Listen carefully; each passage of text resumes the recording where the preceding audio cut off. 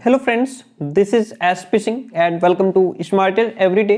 प्यारे दोस्तों, बात करेंगे BEd third semester according to Kanpur university. जो पेपर फर्स्ट है आपका विद्यालय नेतृत्व एवं प्रबंधन, स्कूल मैनेजमेंट एंड लीडरशिप, इसका पेपर है आपका कल यानी कि 10 मार्च को इसका पेपर है। और इसके हमने ढेर सारे क्वेश्चंस, टॉपिक वाइज कंटेंट सारा कंप्लीट कर लिया है। आज के ये हमारे टॉप 15 क्वेश्चंस रहेंगे जिनको हम लोग समझेंगे। पार्ट आपका 5 रहेगा। इससे पहले हमने लॉन्ग क्वेश्चंस, शॉर्ट क्वेश्चंस करा दिए हैं। 60 क्वेश्चंस पहले हम करा चुके हैं और 15 क्वेश्चंस आज रहेंगे आपके ये। तो टोटल आपके पास 75 क्वेश्चंस का कलेक्शन हो जाएगा। ओके, तो आगे बढ़ते हैं। पहला क्वेश्चन आपके सामने है, एक आदर्श प्रबंधक के सामान्य गुणों पर प्रकाश डालिए, या एक अच्छे प्रबंधक की क्या विशेषताएं होती हैं उनको समझते हैं। एक आदर्श प्रबंधक या एक अच्छा प्रबंधक क्या होता है, समझते हैं इसको। देखिए, किसी भी संगठन में प्रबंधक की भूमिका सर्वाधिक महत्वपूर्ण होती है। संगठन की सफलता और असफलता का सबसे प्रमुख कारण प्रबंधक की कार्यकुशलता, उसकी क्षमता, व्यक्तित्व और अपने कर्मियों, जो भी उसके कर्मचारी हैं, उनके प्रति उसका व्यवहार कैसा है, इस पर डिपेंड करता है। एक अच्छे प्रबंधक की कुछ महत्वपूर्ण विशेषताएं हैं। जैसे नंबर 1, तो जो एक अच्छा प्रबंधक होता है वो शारीरिक रूप से फिट होता है, मानसिक रूप से स्वस्थ होता है। यह सबसे बड़ी विशेषता है। शारीरिक और मानसिक स्वास्थ्य प्रत्येक व्यक्ति के लिए अनिवार्य आवश्यकता है। स्वास्थ्य के अभाव में व्यक्ति का जीवन बीमार बनकर के रह जाता है। इसलिए स्वस्थ, कहते हैं ना कि स्वस्थ शरीर में स्वस्थ मस्तिष्क का निवास होता है। जब आपका शरीर स्वस्थ रहेगा, आपका मस्तिष्क उसमें निवास करेगा, यानी कि आप अच्छा सोच पाएंगे, आपके अच्छे आचार विचार होंगे, आप दूसरों के साथ अच्छा व्यवहार कर पाएंगे, तो जीवन में आप सक्सेस हो पाएंगे। वह अपने कर्तव्यों और उत्तरदायित्वों के बारे में तो सोच भी नहीं सकता, क्योंकि जब व्यक्ति बीमार होता है या मानसिक रूप से मेंटल प्रॉब्लम उसको होती है, तो ना तो अपने जो है कर्तव्यों का निर्वहन कर पाता है, ना तो उसको अपने उत्तरदायित्व पता होते हैं। स्वामी विवेकानंद ने कहा था कि दुख का कारण दुर्बलता है। दुख क्यों आता है? क्योंकि आप दुर्बल हैं। दुर्बलता से अज्ञानता आती है और अज्ञानता से दुख आता है। ठीक है, तो मानसिक रूप से स्वस्थ रहना, फिट रहना बहुत जरूरी है एक अच्छे प्रबंधक को। सैद्धांतिक स्वच्छता, जिस कार्य को हम करने जा रहे हैं और जिसमें हमें अपने सहयोगियों से सहयोग लेना है, सर्वप्रथम उस कार्य की उपादेयता, उसकी प्रक्रिया के बारे में प्रबंधकर्ता के मस्तिष्क में स्पष्ट योजना एवं नीति होनी चाहिए। जिस कार्य को भी करने जा रहे हैं या जिसमें हमें अपने सहयोगियों से कुछ काम लेना है, सहयोग लेना है, उसकी हमें पूरी गहन जानकारी होना जरूरी है। अनिश्चितता के चलते हमें अपने सहयोगियों से कार्य कराने में सफल होंगे। कुशल प्रबंधक के लिए आवश्यक है कि निजी कार्य अथवा योजना के क्रियान्वयन के पूर्व सैद्धांतिक रूप से स्पष्टता सुनिश्चित की जानी चाहिए। दृढ़ता और लोचशीलता का समन्वय। दृढ़ता और लोचशीलता यानी कि दृढ़ता एक कह सकते हैं मजबूती, लोचशीलता यानी कि समय आने पर बदलाव कर लेना लोचशीलता कहलाता है। इन दोनों में सामंजस्य होना चाहिए। ये एक बहुत बड़ी विशेषता है एक अच्छे प्रबंधकर्ता की, जो एक प्रबंधक होता है। अच्छा, क्या है ये? देखिए, निर्णय करना और दृढ़ता पूर्वक उसका क्रियान्वयन सुनिश्चित करना एक कुशल प्रबंधक का आवश्यक गुण है। ये क्रियान्वयन क्या होता है? क्रियान्वयन को पहली बात तो इंग्लिश में इंप्लीमेंटेशन कहते हैं। समझ लीजिए, जो लोग आज तक नहीं समझते हैं क्रियान्वयन क्या होता है वो समझ लें। पहली बात तो इसको इंग्लिश में इंप्लीमेंटेशन कहते हैं। क्रियान्वयन का मतलब ये होता है कोई भी आपने योजना बनाई, उस पर अमल करना या उसे व्यवहार में लाना, या यूं कहें कि उसको कार्य में लाना। जैसे मान लीजिए हमने आज कोई प्लान बनाया कि ऐसा है, हमारा प्लान ये है, कल से हम सुबह 4 बजे उठेंगे, 4 से 6 बजे 2 घंटे हम पर डे पढ़ेंगे, रोज पढ़ेंगे। ठीक है, हमने प्लान तो कर लिया, लेकिन अब उस पर काम करना ये क्रियान्वयन कहलाएगा। उस पर कार्य करना, उसको व्यवहार में लाना, ठीक है, ये क्या कहेगा? ये क्रियान्वयन करना कहलाएगा। इसको इंप्लीमेंट कहते हैं। ठीक है, प्लानिंग के तहत प्लानिंग पर इंप्लीमेंट करना क्रियान्वयन कहलाता है। क्रियान्वयन सुनिश्चित करना, उसको अपने व्यवहार में लाना एक कुशल प्रबंधक का आवश्यक गुण है। निर्णय करना जितना महत्वपूर्ण होता है उससे भी ज्यादा इंपॉर्टेंट होता है उसका क्रियान्वयन करना। यानी कि आपने निर्णय तो ले लिया, ये तो कोई भी ले सकता है, हम भी ले सकते हैं, आप भी निर्णय ले सकते हैं, लेकिन उस पर काम करना, ये बहुत इंपॉर्टेंट चीज है। अच्छे से अच्छा निर्णय भी क्रियान्वयन के अभाव में व्यर्थ हो जाता है। निर्णय कितना भी तगड़ा हो, अगर आप उसको अपने व्यवहार में नहीं लाते हैं, उस पर काम नहीं करते हैं, तो बेकार है वो। क्रियान्वयन में दृढ़ता के साथ साथ लोचशीलता की भी जरूरत पड़ती है। आप जो भी काम कर रहे हैं उसमें दृढ़ता तो होनी चाहिए, लोचशीलता भी होनी चाहिए। यहाँ स्पष्ट हो कि दृढ़ता और जिद में अंतर होता है। परिस्थितियां और वातावरण में परिवर्तन आने पर उसके अकॉर्डिंग बदलाव स्वीकार कर लेना लोचशीलता है, और घमंड के चलते ऐसा न करना जिद कहलाती है। लोचशीलता विकास एक वृद्धि का प्रतीक है। तो हमारा जो प्रबंधक हो उसके अंदर दृढ़ता के साथ साथ लोचशीलता भी होनी चाहिए। तो ये हमने क्या समझा? ये हमने समझा एक अच्छे प्रबंधक के सामान्य जो गुण होते हैं उनकी हमने बात की। आगे बढ़ते हैं। कक्षा कक्ष प्रबंधक कौशल के प्रमुख घटक कौन कौन से हैं? कक्षा कक्ष प्रबंधक कौशल के प्रमुख घटक देखिए निम्नलिखित हैं। नंबर 1 तो अधिगम को रोचक बनाना। कक्षा कक्ष प्रबंधन कौशल का जो प्रमुख घटक है क्या है? अधिगम को रोचक बनाना। छात्रों को उद्देश्यों के प्रति प्राप्ति के लिए अभिप्रेरित करना, उनको मोटिवेट करना। छात्रों के समुचित विकास के लिए प्रयास करना। विद्यार्थी अध्यापक अंतःक्रिया को प्रोत्साहित करना। विद्यार्थी और अध्यापक के बीच में जो अंतःक्रिया होती है उसको प्रोत्साहित करना। अनुशासनहीनता पर नियंत्रण करना। वांछित व्यवहार का पुनर्बलन करना। कक्षा प्रबंधन में छात्रों की सहभागिता स्वीकार करना। कक्षा प्रबंधन में अनुशासन को महत्व देना। सौंदर्य वातावरण का निर्माण करना। ठीक है, ये कुछ घटक हैं कक्षा कक्ष प्रबंधन कौशल के। आगे बढ़ते हैं। कक्षा कक्ष प्रबंधन के उद्देश्य क्या हैं, इनको समझते हैं।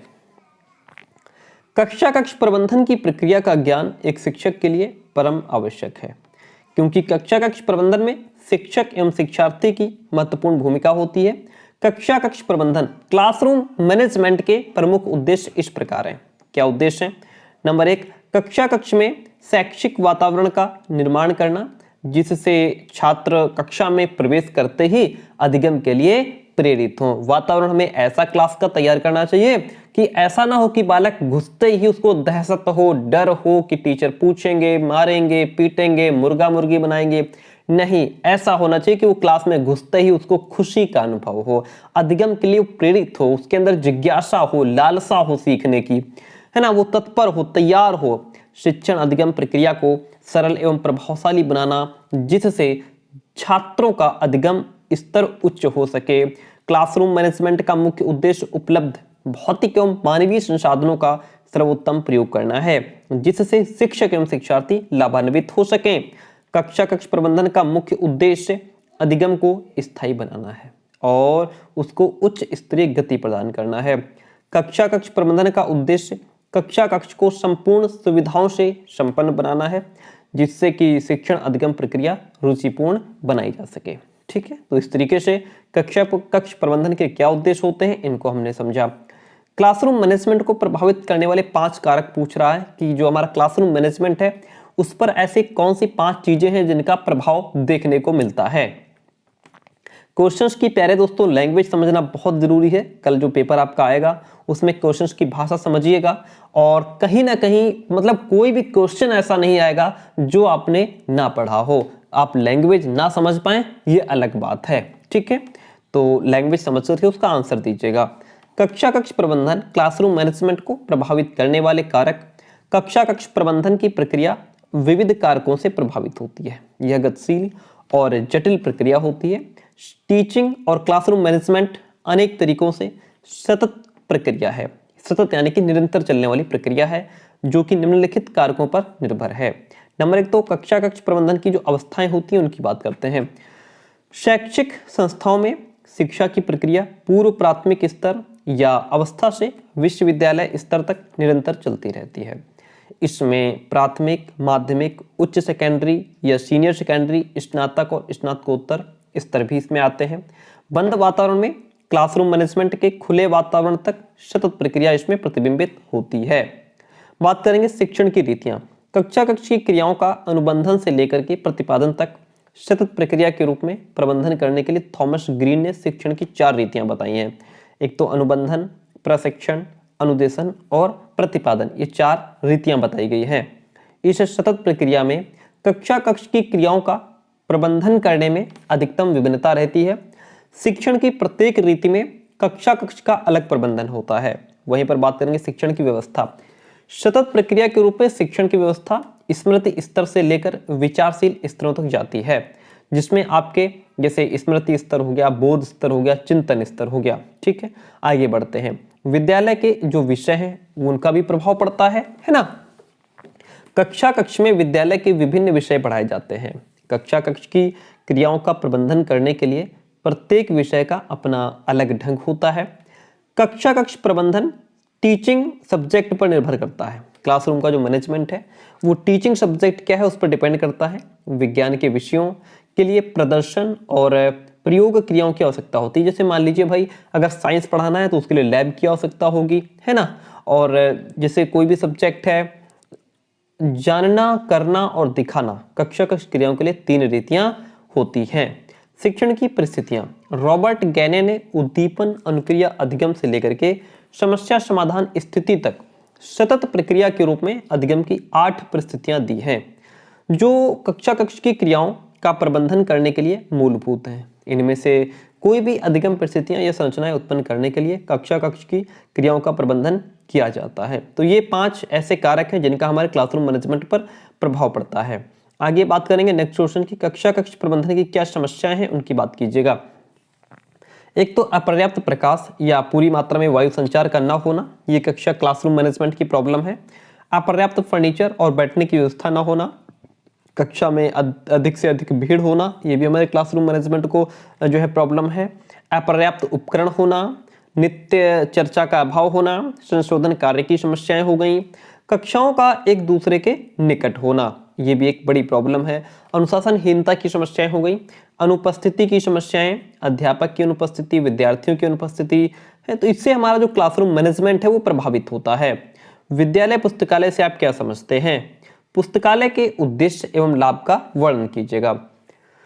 विद्यालय में पुस्तकालय का बड़ा महत्व है। जो लाइब्रेरी होती है उसकी बात हो रही है। वास्तव में प्रधानाचार्य विद्यालय का मस्तिष्क है, अध्यापक नाड़ी संस्थान है और पुस्तकालय उसका हृदय कहा जाता है। पुस्तकालय बौद्धिक एवं साहित्यिक अभिवृद्धि का स्थान होता है। पुस्तकालय में ही बालक मानवीय ज्ञान और अनुभवों की निधि प्राप्त करता है। पुस्तकालय में ही बालक जो है वो मानवीय ज्ञान और अनुभवों की निधि प्राप्त करता है या गुण प्राप्त करता है ना। यह नवीन ज्ञान की खोज का केंद्र होता है पुस्तकालय। पुस्तक अनेक महान चिंतकों के अनुभवों और विद्वानों का सुव्यवस्थित संग्रह होती है।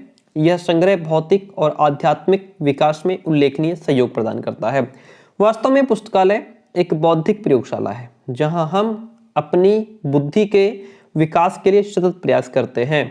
पुस्तकालय हमारे मस्तिष्क को स्वच्छ एवं पोषक भोजन प्रदान करने वाला सुव्यवस्थित भोजनालय है। यह हमारी शैक्षिक दक्षता में वृद्धि करने का भी केंद्र होता है। पुस्तकालय के कुछ उद्देश्य होते हैं, जैसे छात्रों के लिए विविध साहित्य की क्रमबद्ध व्यवस्था करना, छात्रों में स्वास्थ्य साहित्य के अध्ययन के प्रति रुचि जागृत करना, छात्रों में स्वाध्याय और मौन वाचन की आदतों का विकास करना। बच्चे यहाँ पे मौन चुपचाप पढ़ना सीख जाते हैं।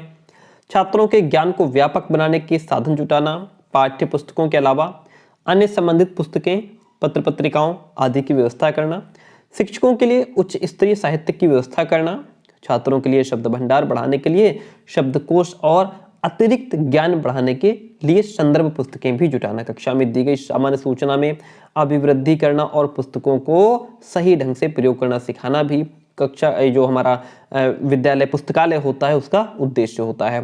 पुस्तकालय से लाभ क्या होते हैं? आपसे केवल उद्देश्य भी पूछ सकता है, केवल लाभ भी पूछ सकता है।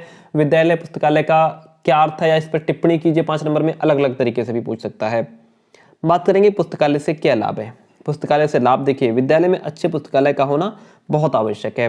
पुस्तकालय के लाभ इस प्रकार हैं। छात्रों को अतिरिक्त अध्ययन सामग्री सरलता व सहजता के साथ उपलब्ध हो जाती है, ये एक बहुत अच्छा लाभ है। अच्छे पुस्तकालय छात्रों में अध्ययन संबंधी स्वस्थ आदतों का भी विकास करते हैं। पुस्तकालय छात्रों को पुस्तकों के उचित प्रयोग का प्रशिक्षण देते हैं। पुस्तकालय से ही वे वह सीखते हैं कि पुस्तकों से ठीक प्रकार से किस प्रकार रखा जाए। पुस्तकालय अवकाश के समय का सदुपयोग करने के अच्छे साधन हैं। छात्रों के व्यापक दृष्टिकोण का विकास होता है, छात्रों में मौन पठन की भी आदत का विकास हो जाता है। ये कुछ हमारे लाभ होते हैं विद्यालय पुस्तकालय के। ठीक है, यहाँ पे ये हो गया पुस्तकालय से ही वे ये सीखते हैं कि पुस्तकों को ठीक प्रकार से कैसे रखा जाए, है ना, ये भी सीखते हैं बालक। चलिए आगे बढ़ते हैं। नेक्स्ट क्वेश्चन हमारा ये है, विद्यालय की आवश्यकता क्या होती है और विद्यालय का महत्व क्या है। समाज में विद्यालय के स्थान, विद्यालय के महत्व, विद्यालय की आवश्यकताओं पर प्रकाश डालते हुए एस बालकृष्ण जोशी ने लिखा है कि किसी भी राष्ट्र की प्रगति का निर्णय विधानसभाओं, न्यायालयों और फैक्ट्रियों में नहीं बल्कि विद्यालयों में होता है। ऐसे ऐसे कोट्स आप डालेंगे तो बहुत बहुत अच्छे नंबर मिलेंगे आपको। विद्यालयों को यह महत्वपूर्ण स्थान निम्नलिखित कारणों से दिया जाता है। अभिभावकों की व्यस्तताओं के चलते विद्यालय विद्यार्थियों का संपूर्ण उत्तरदायित्व निभा रहे हैं। भाई आजकल पेरेंट्स इतना बिजी है कि वो अपने बच्चे को समय नहीं दे सकते, उनको कुछ सिखा नहीं सकते, ना तो उनको समाज से संबंधित, ना तो उनको व्यक्तिगत जीवन से संबंधित, मतलब बहुत बिजी है ना। बच्चा पैदा होते ही उनको जो है, जो दूसरे लोग होते हैं उनके हाथों में सौंप देते हैं, या 2, 2.5, 3 साल का बच्चा वो स्कूल को सौंप देते हैं, हॉस्टल में डाल देते हैं। पेरेंट्स के पास टाइम नहीं है, जीवन की व्यस्तता के चलते इन सब जो है ये सब ज्ञान कहाँ से मिलता है बच्चों को, जीवन से संबंधित, समाज से संबंधित या जो भी कुछ है स्कूल देता है। विद्यालय सांस्कृतिक विरासत के संरक्षण में हस्तांतरण में सहायक होता है। विद्यालय परिवार और बाहरी जीवन को जोड़ने वाली एक कड़ी होती है। विद्यालय को विद्यार्थियों के बहुमुखी प्रतिभा विकास का महत्वपूर्ण साधन समझा जाता है। राज्य के आदर्शों और विचारधाराओं को फैलाने के लिए विद्यालय को अति महत्वपूर्ण साधन माना गया है। इसीलिए कह सकते हैं कि एक राष्ट्र के विद्यालय उसके जीवन के अंग हैं जिनका विशेष कार्य है उसकी आध्यात्मिक शक्ति को दृढ़ बनाना, उसकी ऐतिहासिक निरंतरता को बनाए रखना, उसकी भूतकाल की सफलताओं को सुरक्षित रखना और उसके भविष्य को आश्वस्त करना, ये विद्यालय का काम है। तो ये हमने विद्यालय की आवश्यकता और महत्व समझ लिया। आवश्यकता पूछ ले या महत्व पूछ ले या लाभ पूछ ले, जो आपको आता है वो लिख देना। विद्यालय भवन निर्माण के क्या सिद्धांत हैं? देखिए, विद्यालय भवन निर्माण के समय निम्नलिखित तथ्यों को ध्यान में रखा जाना चाहिए। किन किन बातों को ध्यान में रखा जाना चाहिए? नंबर 1 तो संपूर्ण विद्यालय भवन की योजना एक बार में ही पहले ही बना लेनी चाहिए। भवन योजना के अनुरूप ही आर्थिक साधनों की पर्याप्त व्यवस्था कर लेनी चाहिए। यदि पर्याप्त आर्थिक साधन उपलब्ध ना हो तो भवन निर्माण का कार्य टुकड़ों में कर लेना चाहिए। भवन में प्रकाश, वायु और स्वच्छता की पर्याप्त व्यवस्था की जानी चाहिए। विद्यालय भवन विद्यालय की आवश्यकता के अनुरूप हों। प्राथमिक और माध्यमिक विद्यालयों की भवन संबंधी आवश्यकताएं अलग अलग होती हैं। भवन में भावी विस्तार की पर्याप्त संभावनाएं होनी चाहिए, यानी कि आने वाले समय में अगर उसमें बड़े लेवल पर उसको बढ़ाया जाए, विस्तार किया जाए तो वो पॉसिबल हो पाए। आवश्यकता पड़ने पर विद्यालय की डिजाइन बदली जा सकती है। जैसे आई टाइप का जो विद्यालय है उसको EOHL प्रकार से बदला जा सकता है।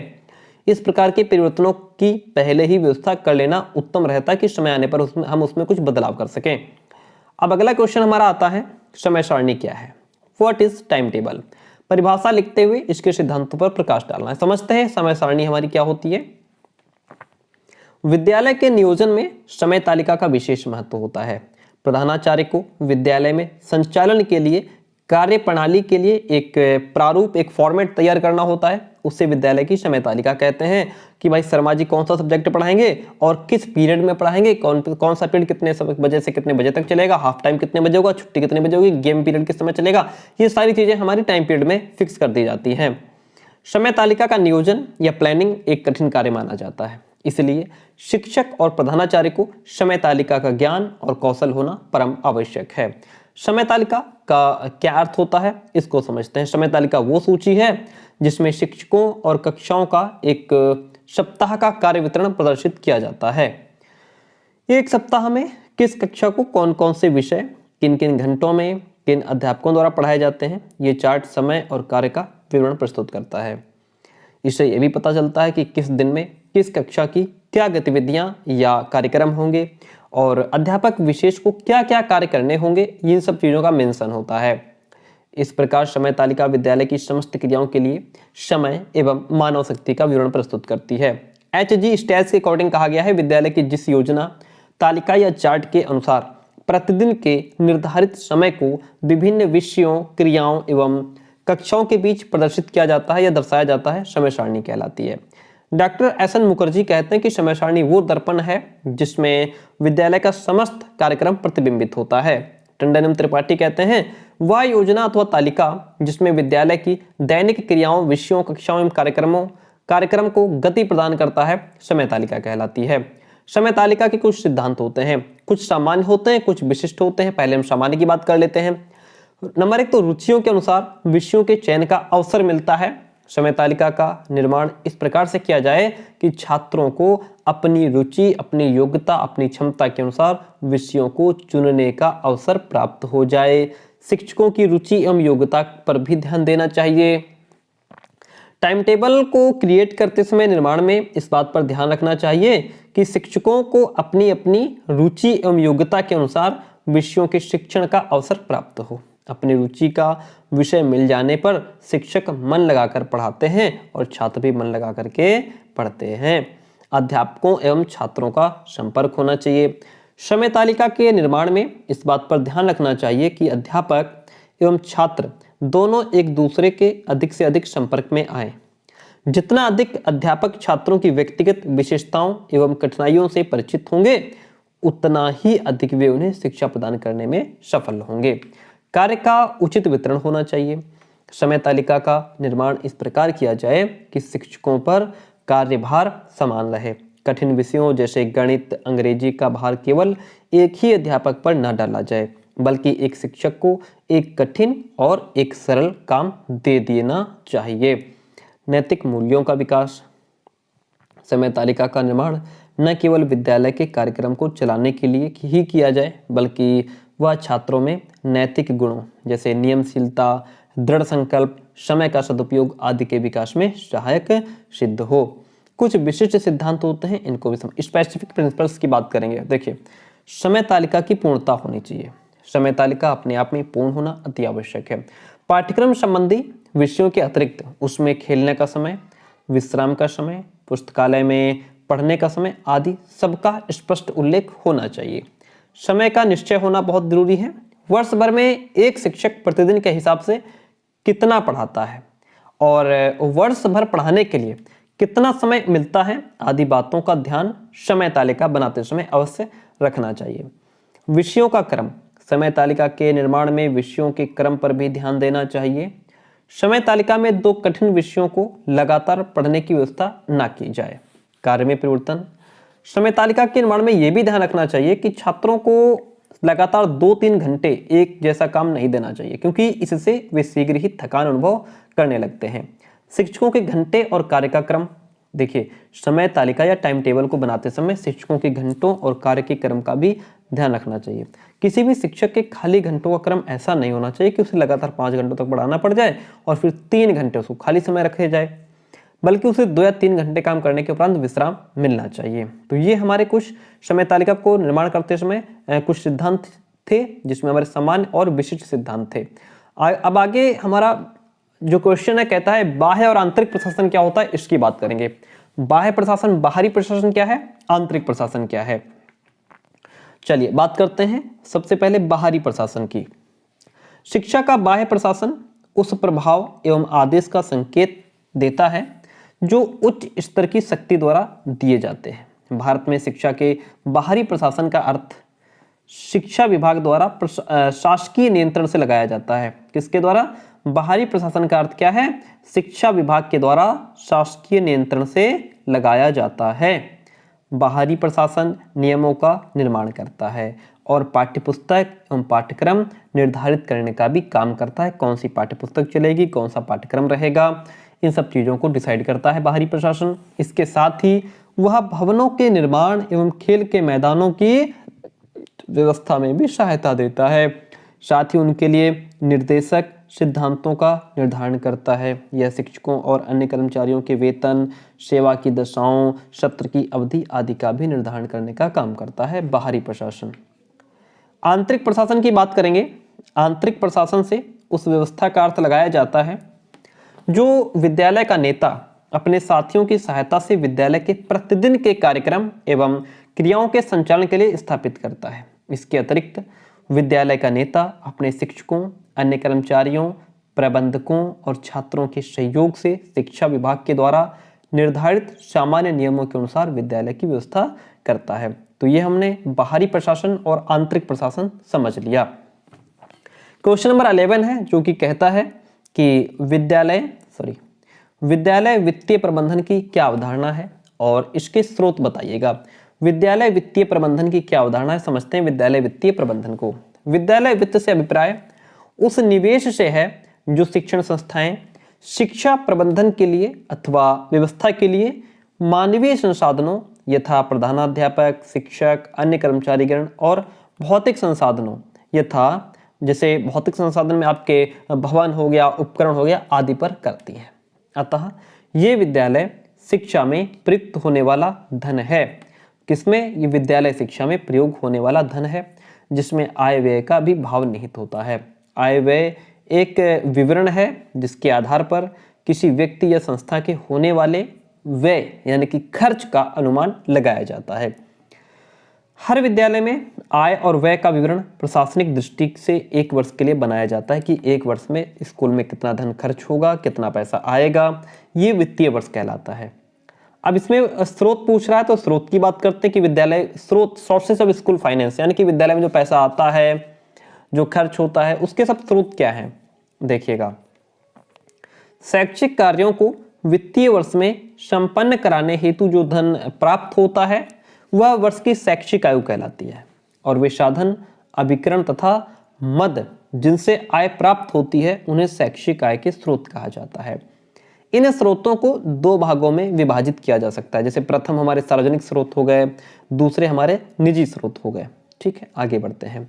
सार्वजनिक स्रोत की बात करें तो इस स्रोत के अंतर्गत केंद्रीय सरकार, राज्य सरकार, विश्वविद्यालय अनुदान आयोग, राष्ट्रीय शैक्षिक अनुसंधान एवं प्रशिक्षण परिषद, स्थानीय शासन यथा नागरिक स्थानीय शासन में हमारे जैसे नगर पालिका, जिला परिषद और ग्राम पंचायतों एवं विदेशी सहायता से प्राप्त धन आ जाता है।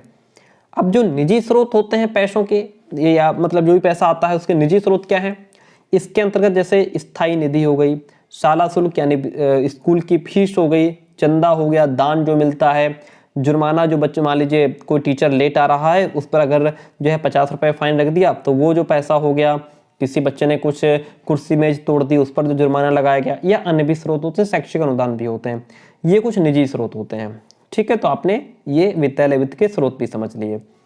अगला क्वेश्चन कहता है कि स्वास्थ्य शिक्षा क्या है, इसको समझाइए।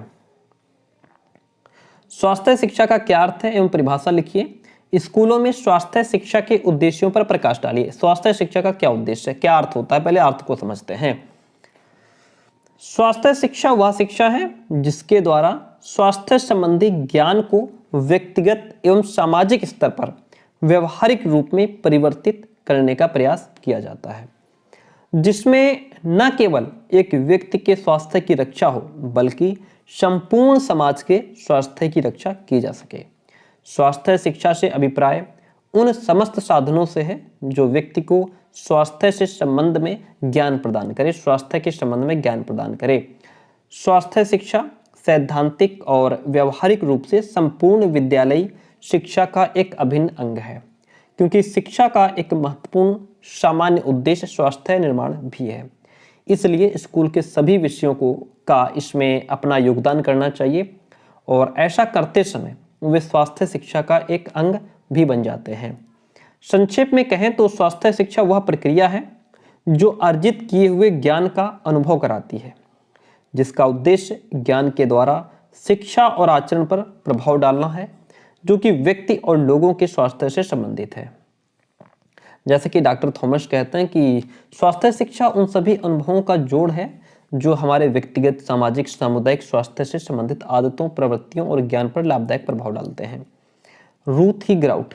स्वास्थ्य शिक्षा शैक्षिक प्रक्रिया के माध्यम से स्वास्थ्य के विषय में जो कुछ ज्ञात है उसे उचित व्यक्तिगत एवं सामुदायिक व्यवहार के नमूनों में परिवर्तित करने का एक नाम है, ऐसा रूथ ही ग्राउट कहते हैं। स्कूलों में स्वास्थ्य शिक्षा क्यों दी जाती है, इसके पीछे क्या उद्देश्य है, इनकी बात करते हैं। स्कूलों में स्वास्थ्य शिक्षा के क्या उद्देश्य है। नंबर 1 तो प्राथमिक चिकित्सा की जानकारी प्रदान करना। स्वास्थ्य शिक्षा का उद्देश्य छात्रों की प्राथमिक चिकित्सा का ज्ञान कराना भी है। इसके अंतर्गत छात्रों और स्कूल के अन्य कर्मचारियों को प्राथमिक चिकित्सा के सामान्य सिद्धांतों की तथा विभिन्न परिस्थितियों में, जैसे कि पानी में डूबने पर क्या जो है कि स्वास्थ्य से संबंधित क्या उसका उपचार किया जाए, इसकी जानकारी देना, जलने पर स्वास्थ्य उपचार, जहरीले कीटों, सांप काटने पर, मोच और मांसपेशियों में अकड़न के बारे में प्राथमिक चिकित्सा की जानकारी प्रदान की जाती है, ताकि कभी भी अगर ऐसी दुर्घटना होने के समय व्यक्ति के जीवन को बचाया जा सके। दूसरा जो स्वास्थ्य शिक्षा दी जाती है उसका उद्देश्य ये होता है स्वास्थ्य और स्वास्थ्य विज्ञान की जानकारी प्रदान करना। स्वास्थ्य शिक्षा का उद्देश्य अध्यापकों, कर्मचारियों, वर्ग और छात्रों को शारीरिक गतिविधियों, स्वास्थ्य और स्वास्थ्य विज्ञान के नियमों, व्यक्तिगत स्वास्थ्य रक्षा के नियमों, रोग से बचाव के उपायों की जानकारी प्रदान करना है। छात्रों की बुरी आदतों, धूम्रपान, मदिरापान आदि व्यसनों से स्वास्थ्य पर पड़ने वाले जो दुष्प्रभाव हैं उनकी जानकारी भी देना आवश्यक होता है। यह स्वास्थ्य शिक्षा का उद्देश्य होता है। स्वास्थ्य के मापदंड निश्चित करना। स्वास्थ्य अधिकारियों द्वारा अच्छे स्वास्थ्य के कुछ मापदंड निर्धारित करने चाहिए, जिनकी प्राप्ति के लिए प्रत्येक स्कूल को प्रयत्नशील रहना चाहिए। ऐसे मापदंड छात्रों और अध्यापकों का अच्छे स्वास्थ्य को प्राप्त करने में मार्गदर्शन करेंगे। इसके अंतर्गत स्कूल का वातावरण, जैसे कि कैंटीन है, प्रकाश व्यवस्था है, जल व्यवस्था है, कमरों और फर्नीचर की सफाई है, व्यक्तिगत स्वच्छता और स्वास्थ्य सेवाएं भी इसके अंतर्गत आती हैं। उचित अभिवृत्तियों का विकास करना स्वास्थ्य सेवा का उद्देश्य है। उचित अभिवृत्तियों का विकास अच्छे स्वास्थ्य के लिए जहां एक ओर ज्ञान की आवश्यकता है, वहीं दूसरी ओर उपयुक्त अभिवृत्तियों के विकास का भी अपना महत्व है।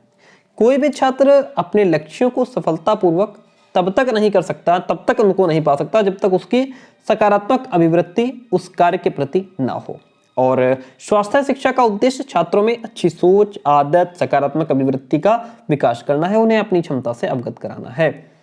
सुरक्षात्मक और रोकथाम के उपाय करना। स्वास्थ्य शिक्षा का मुख्य उद्देश्य संक्रामक बीमारियों के प्रसार और कारणों के प्रति यथेष्ट सुरक्षा उपाय करना है। इसके अंतर्गत शौचालयों की सफाई आ गई, सफाई और खाद्य पदार्थों को ढक करके रखना, कमरों और फर्नीचरों की सफाई और बीमारी फैलने वाले साधनों के प्रति स्कूल छात्रों को सचेत किया जाना चाहिए। तो ये बहुत अच्छा क्वेश्चन था। क्वेश्चन हमारा लॉन्ग था ये कि स्वास्थ्य शिक्षा का क्या अर्थ है, परिभाषाएं क्या है, स्वास्थ्य स्कूलों में जो स्वास्थ्य शिक्षा दी जाती है उसके पीछे उद्देश्य क्या होता है। तो हमने अर्थ समझा, परिभाषाएं समझ ली। स्कूल में स्वास्थ्य शिक्षा देने का उद्देश्य ये होता है कि प्राथमिक चिकित्सा की जानकारी देना, कि अगर कोई ऐसी कोई समस्या आती है बच्चे पर तो वो पहले प्राथमिक उपचार क्या करे। दूसरी ये है कि स्वास्थ्य और स्वास्थ्य विज्ञान की जानकारी प्रदान करना, इस स्वास्थ्य के मापदंड निश्चित करना, उचित अभिवृत्तियों का विकास करना, सुरक्षात्मक और रोकथाम के उपाय करना स्वास्थ्य शिक्षा का उद्देश्य होता है। अगला क्वेश्चन कहता है संप्रेषण की विशेषताएं क्या हैं, इस पर प्रकाश डालिए। कल हमने संप्रेषण का अर्थ परिभाषा पढ़ा था, आज हम इसकी विशेषताओं की चर्चा करते हैं। संप्रेषण क्या है? संप्रेषण एक मानवीय प्रक्रिया है। भाई दो मानव आपस में बातचीत करते हैं, दो जानवर तो कर नहीं सकते, उनके अंदर कम्युनिकेशन है ही नहीं, है ना, बस वो एक दूसरे के भाव को समझ सकते हैं। संप्रेषण में अंतः प्रक्रिया होती है जो आदान प्रदान को प्रोत्साहित करती है और पृष्ठपोषण देती है, फीडबैक जिसको कहते हैं। संप्रेषण की प्रक्रिया में अनुभवों की भागीदारी होती है जब तक उन अनुभवों पर सभी का अधिकार ना हो जाए। संप्रेषण के कारण प्रबंधन का स्वरूप सक्रिय और परिवर्तनशील रहता है। संप्रेषण वो साधन है जिसमें विचारों और भावनाओं की भागीदारी भी होती है। शिक्षण की प्रभावशीलता संप्रेषण की प्रभावशीलता पर ही निर्भर करती है। तो हमने संप्रेषण को समझा। अब हम बात करते हैं विद्यालय बजट निर्माण की क्या प्रक्रिया है। तो सबसे पहले विद्यालय बजट निर्माण अगर पूछ रहा है तो आप पहले बजट का अर्थ समझाइएगा, क्या होता है। देखिए बजट क्या है, पहले बजट की बात करते हैं। बजट एक वर्णन है, एक स्टेटमेंट है, एक विवरण पत्र है जिसमें एक वित्तीय वर्ष अथवा निश्चित अवधि की आय और व्यय का अनुमान होता है कि निश्चित अवधि के अंदर कितनी आय हुई, कितना व्यय हुआ, है ना, उसका वर्णन होता है। अतः बजट में क्या है, बजट में वित्तीय व्यवस्था का प्रतिवेदन, वित्तीय व्यवस्था का अनुमान और वित्तीय कार्यक्रमों का प्रस्ताव सम्मिलित रहता है। इस प्रकार वार्षिक आय व्यय के विवरण पत्रों को ही बजट कहते हैं। बजट को मुख्यतः 3 भागों में तैयार किया जाता है। एक तो आपकी शैक्षिक योजना, दूसरी व्यय योजना, तीसरी आय योजना होती है। विद्यालय बजट विद्यालय के आधार पर तैयार किया जाता है। विद्यालय बजट जो है वो विद्यालय के आधार पर तैयार किया जाता है कि आखिर विद्यालय की जरूरतें क्या है, विद्यालय की आवश्यकता क्या है और इस तरीके से, और उसी के अकॉर्डिंग आय और व्यय निश्चित भी किया जाता है। अब जो बजट की प्रक्रिया है, विद्यालय बजट की प्रक्रिया, प्रोसेस ऑफ स्कूल बजट, उसको समझते हैं। बजट बनाने की तैयारी की जाती है। पहले बजट बनाने की तैयारी के अंतर्गत शिक्षा से संबंधित लक्ष्य क्या है, शिक्षा से संबंधित आवश्यकताएं क्या हैं, शैक्षिक कार्यक्रम, शैक्षिक योजनाएं आदि का उद्देश्यों के अनुरूप निश्चय करना होता है। बजट की संरचना, आय और व्यय का संतुलन की अगर बात करें तो बजट की संरचना में आय और व्यय प्रमुख कारक होते हैं। इन कारकों के भी दो भाग होते हैं, आवर्तक और अनावर्तक। व्यय के अंतर्गत प्रथम आवर्तक व्यय में शिक्षकों अथवा अन्य स्टाफ का वेतन, सफाई, मरम्मत आदि पर होने वाला व्यय होता है। द्वितीय अनावर्तक व्यय, इस व्यय से स्थायी परिसंपत्तियां बनती हैं, इसका भौतिक प्रत्याक्षरण किया जा सकता है। इसमें भावनाओं का निर्माण, उपकरण और फर्नीचर का क्रय, खेल के मैदान का निर्माण आदि सम्मिलित होते हैं। बजट का अगर अंतिम रूप की बात करें तो आय व्यय का योग लगभग बराबर होना चाहिए, तभी बजट संतुलित कहलाता है। आवश्यकता के अनुसार बजट में आकस्मिक व्यय की व्यवस्था भी करनी चाहिए। अचानक कोई खर्च पड़ जाए तो उसमें भी काम आना चाहिए, जिससे प्रशासनिक कार्यों में कोई बाधा उत्पन्न ना हो। बजट की स्वीकृति की बात करें तो बजट को अंतिम रूप प्रदान करने के पश्चात उसे प्रशासकों और विशेषज्ञों की समिति के सामने प्रस्तुत किया जाना चाहिए और उसके सुझावों के आधार पर संशोधन भी किया जाना चाहिए। बजट का क्रियान्वयन, बजट स्वीकृत होने के बाद उसी के अनुरूप धन का व्यय किया जाता है। बजट क्रियान्वयन में व्यय की तुलना में आय के स्रोतों का अधिक महत्व होता है। तो ये हमने क्वेश्चन समझा, बजट का प्रक्रिया, बजट की प्रक्रिया क्या है, बजट का अर्थ क्या है। अब आज का हमारा लास्ट क्वेश्चन, आज सिर्फ 15 क्वेश्चन हम लोग डिस्कस करेंगे। लास्ट क्वेश्चन है कि संगठन संबंधी क्या कार्य होते हैं, उनकी हमको विवेचना करनी है। ये हमारा लास्ट क्वेश्चन रहेगा। अगर आपने अभी तक हमारे नोट्स ना लिए हो तो ये नंबर है, यहाँ पे व्हाट्सएप मैसेज करके जानकारी ले सकते हैं। देखिए, संगठन संबंधी क्या कार्य होते हैं। प्रशासन का द्वितीय आधारभूत कार्य संगठन है। संगठन एक व्यवस्था है जिससे मानवीय और भौतिक साधनों में एक सामंजस्य स्थापित किया जाता है। प्रशासन के संगठन संबंधी अनेक कार्यों को हम इस प्रकार समझ सकते हैं। नंबर 1 तो कार्य को सरल और लाभप्रद बनाना, ये संगठन का काम है।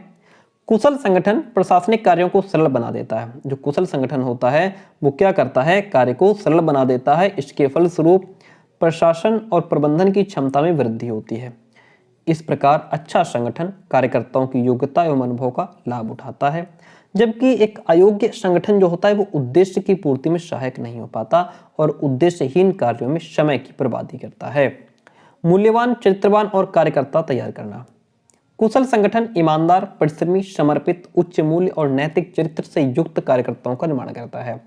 संगठन की आवश्यकता के अनुसार व्यक्ति को तैयार करता है, उनका नैतिक विकास करके भ्रष्टाचार को रोकता है। इस प्रकार अच्छा संगठन कार्यकर्ता को मूल्यों से युक्त करता है और उसमें विविध चारित्रिक मूल्यों का विकास करके संगठन को प्रभावशाली बनाता है।